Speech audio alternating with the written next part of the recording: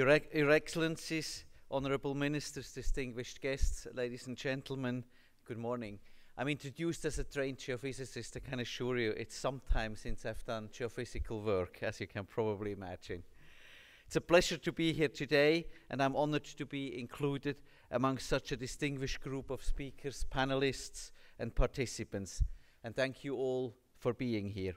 I would also like to thank Gulf Intelligence for organising this important event. Ladies and gentlemen, nothing is as exciting as the future.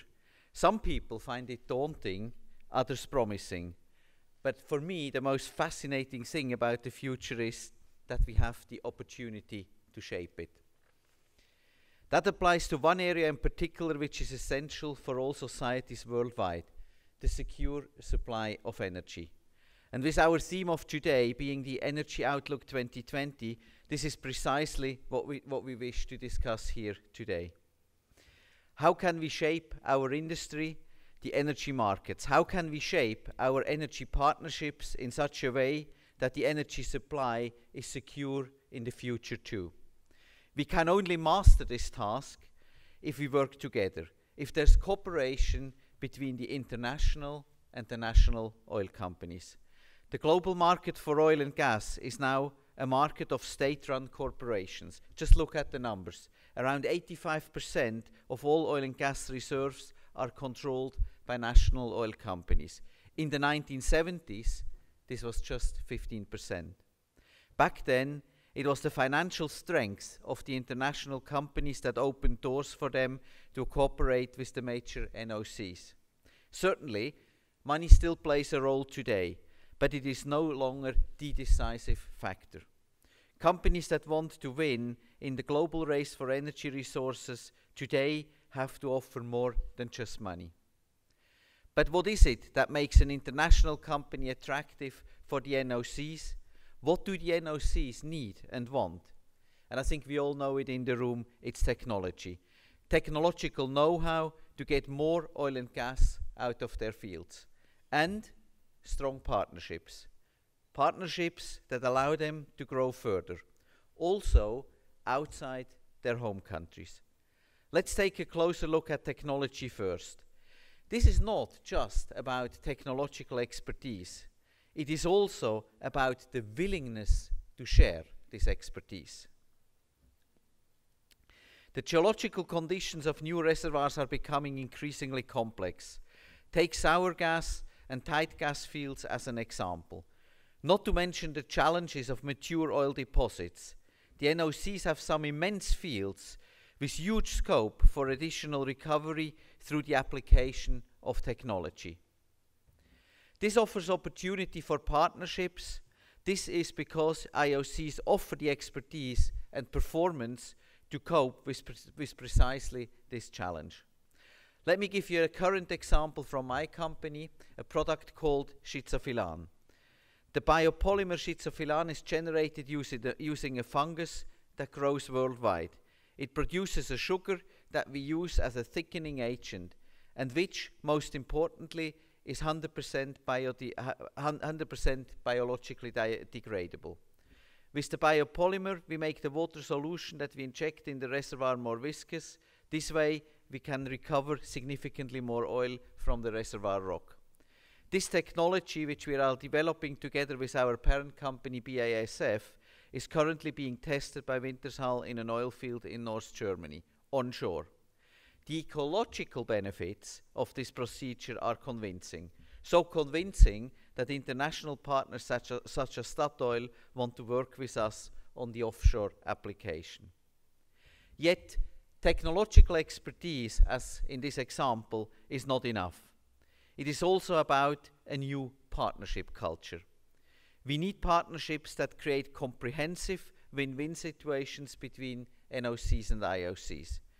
Partnerships that pave the way to the wellhead in the large producing countries for the IOCs, and on the other hand, help the NOCs to gain access to markets and reserves outside their home regions. This is how international ties and strategic partnerships are created that bring diversification and security to both partners. What these partnerships need to really thrive on is trust. This is the only way to create the basis for long-term successful relationships, and that in difficult times too. Wintershall knows how to create partnerships successfully and how to grow and expand them. The best example, I'm sure you know, take our partnership with Russia. We have been working with Gazprom, for instance, for more than 20 years now. And I believe I can say this cooperation represents a best case scenario of how cooperation between an NOC and an IOC can develop. With Gazprom we have a partnership that is truly based on trust. Our joint activities are typically 50-50. We both have as much to gain and lose from our ventures.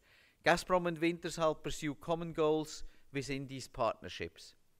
We achieve these goals because both partners invest their strengths in the common objective. For instance, it was the tight gas competence that Wintershall has gained in Germany over many years that made us an interesting partner for Gazprom for joint activities in Western Siberia.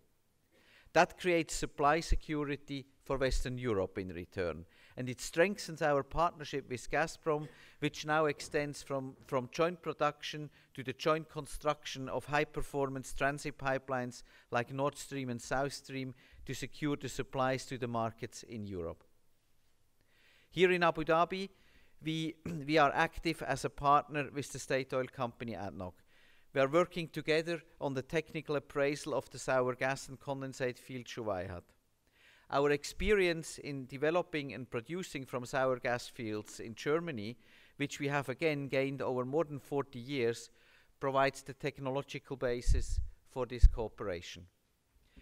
Both these examples, sour gas in Abu Dhabi and tight gas in Russia, show that in Germany we develop know-how which we can bring and share with to our partners and share with them worldwide, which creates real added value also locally. But we are also ready to engage in business with the NOCs outside their home countries. For example, I mentioned Gazprom, we have joint oil and gas activities in Libya and the North Sea.